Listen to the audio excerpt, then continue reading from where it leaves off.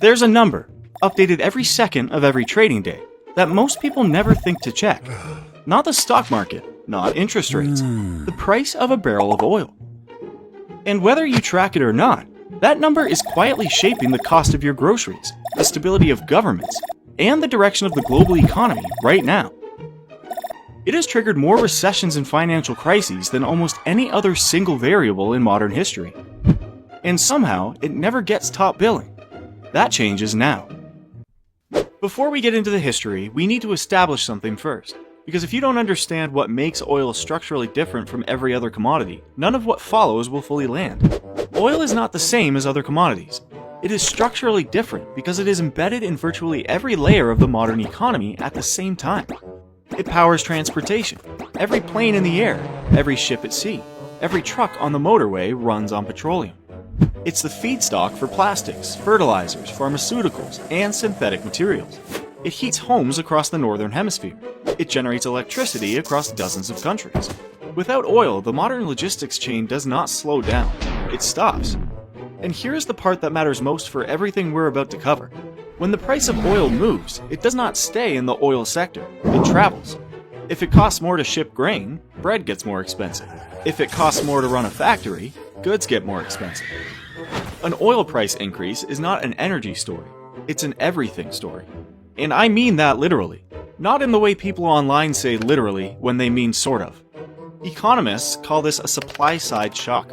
In plain English, a sudden event that disrupts the ability of businesses to produce at their normal scale. The outcome is an economic disruption. Which means by the time ordinary people feel it, the price has already worked its way through the entire production chain. There is no early warning system. You just wake up one day and everything costs more. And the explanation is buried somewhere in a commodity market most people never watch. That is not a design flaw. That is just how deeply oil is wired into the architecture of the global economy. If that just changed how you think about oil, subscribe.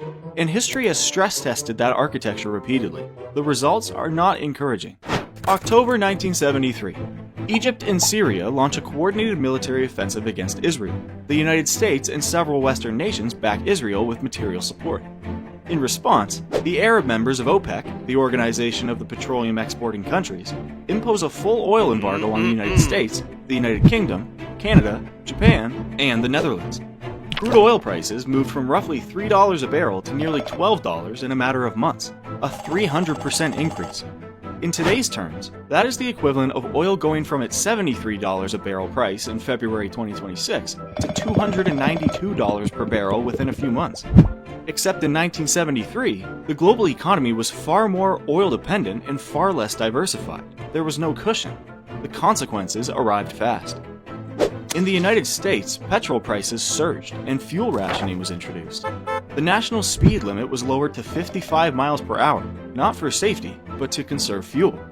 The New York Stock Exchange lost over 45% of its value between January 1973 and December 1974. Unemployment climbed. Industrial output fell. And then something happened that genuinely broke economic theory at the time. The United States entered a period of stagflation. That means the nation was experiencing economic stagnation and inflation at the same time. Prices of things everywhere were rising while the economy contracted. That combination was not supposed to be possible under the prevailing models. The 1973 oil shock did not just damage the economy.